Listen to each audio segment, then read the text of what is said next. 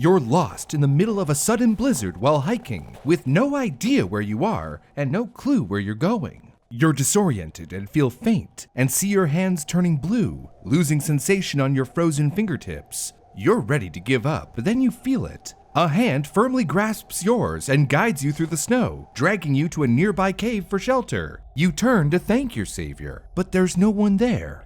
You're all alone, and have been the whole time. Who was your savior, and why have they been showing up across the world to save people in times of need?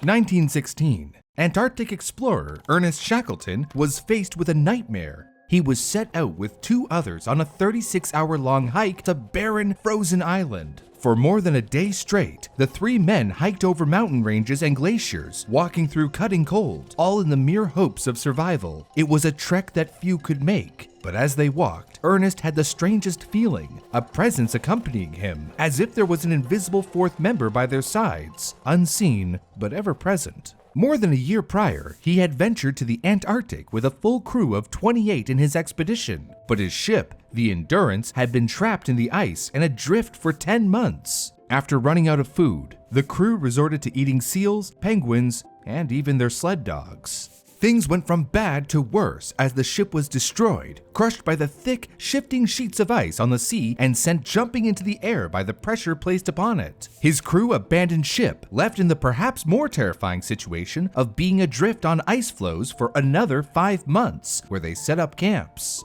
Eventually, they managed to escape to Elephant Island, which may sound like an island lush where elephants make their home, but it's actually one of the desolate and uninhabited South Shetland Islands off the coast of Antarctica, covered in icy mountains. How's that for false advertising? From there, Ernest and 5 others managed to make a dangerous ocean crossing to the island of South Georgia, charitably described as barren. While this might not sound like a step up, there was one key difference. South Georgia had a whaling station on the opposite side of a mountain range. They would have to walk the rest of the way, but there was a problem. 2 of the men were too weak to make the trek, so Ernest had them stay behind, looked after by one of the healthier men. Then he and 2 others walked. They walked for 36 hours straight. Miraculously, all 3 made it through the journey alive. But there was something else, a presence that they couldn't quite place. Afterwards, Ernest wrote in his journal that, "I know that during that long and racking march of 36 hours over the unnamed mountains and glaciers, it seemed to me often that we were 4, not 3. At the moment, Ernest said nothing to his companions, but in his book, South, he recalls that, unprompted, the others told him that they had shared the same feeling. What's even more miraculous is that not only did Ernest and his 2 companions survive the hike, but not a single member of his expedition lost their lives. It took Ernest 4 months to rescue his crew from Elephant Island, but everyone made it home, surviving off whatever they could find in the meantime. It's an inspiring story, inspiring enough that T.S. Eliot wrote a poem about the experience. Who is the 3rd who walks always beside you? When I count, there are only you and I together. But when I look ahead up the white road, there is always another one walking beside you, gliding wrapped in a brown mantle, hooded. I do not know whether a man or a woman, but who is that on the other side of you?" Eliot took a few liberties in his retelling of the story, like reducing Ernest's party from 3 members down to 2, but in doing so, Eliot inadvertently created the name for this phenomenon, Third Man Syndrome, also known as the Third Man Factor. And this 3rd man would go on to influence those around the world. 1933, British explorer Frank Smith was attempting to reach the peak of Mount Everest. He had traveled up the mountain as part of Hugh Rutledge's expedition. The expedition set out with 16 members, including its transport and wireless officers, and set up a base camp on May 1st with some difficulty due to high winds. Over the course of a month, the expedition attempted to scale the mountain, but never reached the peak. On June 1st, Frank made one final attempt to scale Everest to reach the top. At first, he was joined by Eric Shipton, another member of the expedition, but soon Shipton was forced to turn back. Even with all 15 of his companions turned back, admitting defeat, Frank continued up the mountain with one last companion, braving the cutting wind and freezing cold. 1,000 feet short of the peak, Frank was forced to turn back. At one point on the downhill journey, Frank broke a piece of mint cake to give to the sole companion who had remained with him.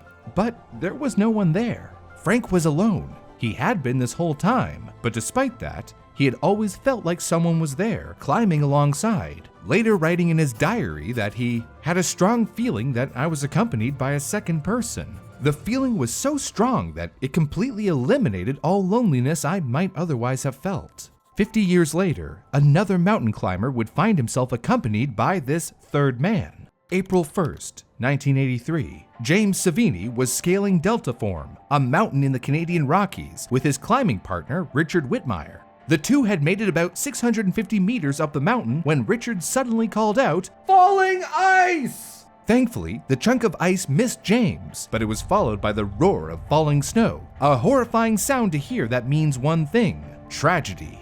Then it struck. An avalanche rolled down the mountain and caught both James and Richard, sweeping them down the mountainside.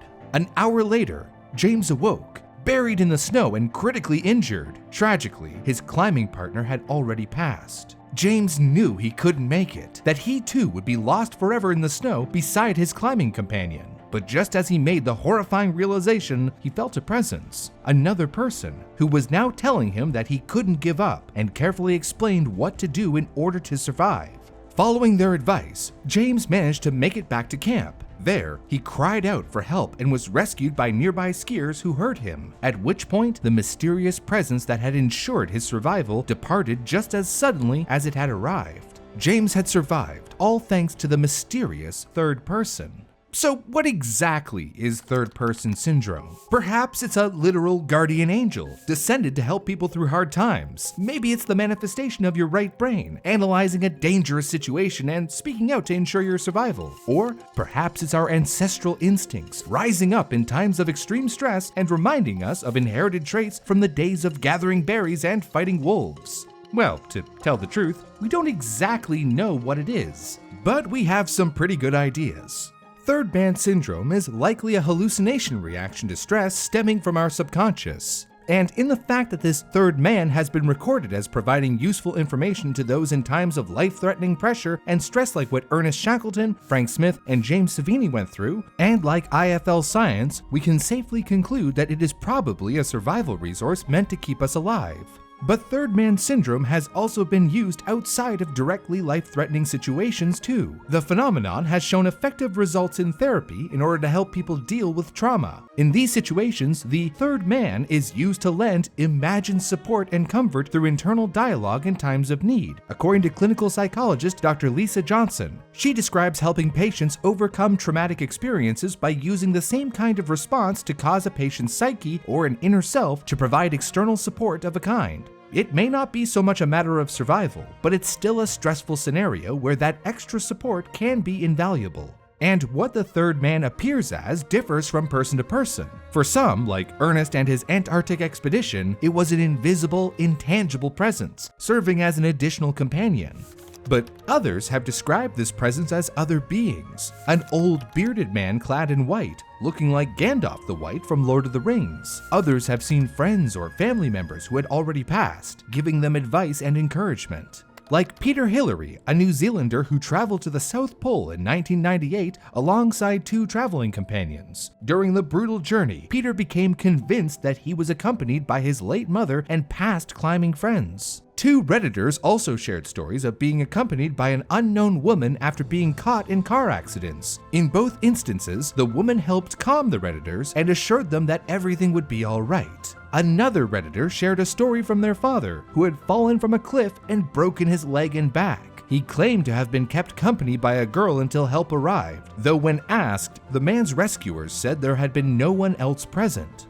Whether it's a hallucination or a survival response, the sheer number of stories we have of third-person syndrome shows how widespread an experience it is. And the way that it's used in therapy, survival encounters, and stressful events like a car crash shows that even in the most stressful times, there's always someone looking out for us, even if that someone also happens to be us.